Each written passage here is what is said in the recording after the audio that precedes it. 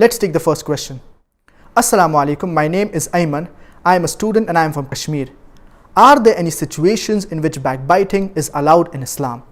Allah subhanahu wa ta'ala says in the glorious Quran in Surah Hujurat chapter number 49 verse number 12, Ya ayyuhalladhina amanu jtanibu kathiran min adh-dhann inna ba'da adh-dhanni ithm.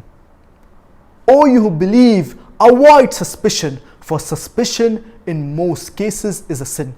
وَلَا تَجَسَّسُوا وَلَا يَغْتَبْ بَعْضُكُمْ بَعْضًا. And do not spy on each other. And do not backbite each other. أَيُحِبُّ أَحَدُكُمْ أَن يَأْكُلَ لَحْمَ أَخِيهِ مَيْتًا فَكَرِهْتُمُوهُ. Would any of you like to eat the meat of your dead brother? You would deny it. So backbiting, it is prohibited in Islam. But there are certain situations in which the scholars, they have said that backbiting, it is permitted. And inshallah, I will discuss 6 situations in which backbiting, it is permitted. The first is that when you're complaining regarding someone, if someone has done something bad to you, if he has robbed you, if he has cheated you, if he has lied to you, so you complain to the ruler or to the judge regarding this person. So in this situation, backbiting, it is permitted. The second is warning the people regarding a particular person. For example, someone is involved in robbing, in cheating, in deceiving. He's involved in something that is a bid'ah. He's involved in shirk. So you warn the people to stay away from such a person. The third is inquiring regarding someone. For example, if you want to do business with someone, so you inquire regarding this person, regarding his character, whether his character is good or no, whether he's involved in cheating, if he's an honest person, because you are going to deal with this person.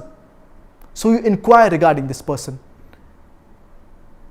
You inquire regarding a da'i, for example, if you want to listen to him, if you want to gain knowledge from him. So you inquire whether this da'i, he is on the Quran and Sunnah, he's following the Quran and Sunnah or no.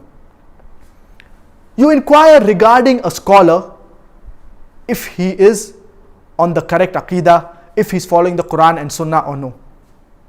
So when you want to inquire regarding someone, and if you want, for example, your sister, she wants to get married, and you come across a person and you want to inquire regarding his character, whether he's good or no, whether he offers salah, whether he cheats, whether he's a good person, whether he's a bad person, whether he smokes, etc.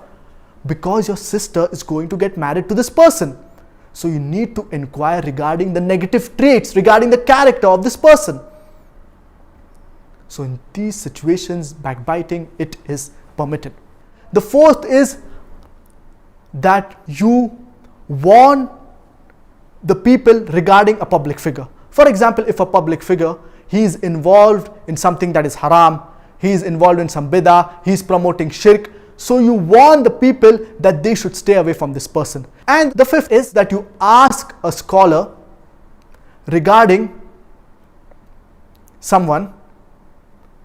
For example, you have a family dispute, you have a family argument, so you ask the scholar regarding this person.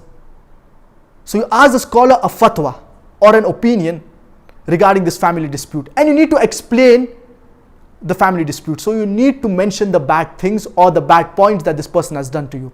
So in this situation, backbiting, it is permitted. The sixth, when the judge asks you regarding a person, and you need to speak the truth regarding a witness, for example. Is this witness a good person? Is his character good? Is he honest? So you need to speak the truth. If this witness, is his character good or is his character bad? So in these situations, backbiting, it is permitted. So there are 6 situations in which backbiting, it is permitted. The first is when you want to complain regarding someone, if he's done something bad to you. The second is warning the people regarding someone if he's involved in something bad, if he's a robber, if he's a cheater, if he's involved in some bid'ah, if he's involved in shirk. The third is inquiring regarding someone. The fourth is when the judge asks you regarding someone, for example, a witness, so you tell regarding this person. The fifth is warning the people regarding a public figure if he's involved in something bad, or if he's promoting some bid'ah or something that is involving into shirk. And the sixth is asking a scholar regarding a family dispute or any opinion, asking his fatwa. So in these situations, backbiting, it is permitted.